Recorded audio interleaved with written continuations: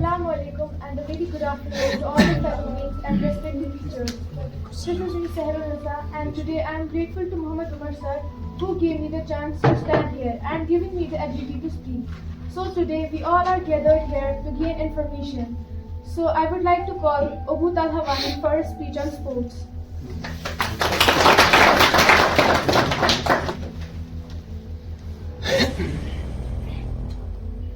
Assalamu alaikum warahmatullahi wabarakatuh. Walaikum assalam warahmatullahi. This is me Abu Talhavani. Today I am gonna deliver here topic on sports. Sports is not always about the winning the competition, but also about the try to do better the next time. If you love sports, you should dedicate your heart and soul into it.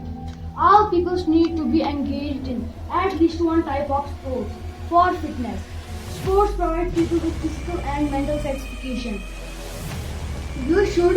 You should assign a lot of time for practicing to be better and improve. Thank you for your attention.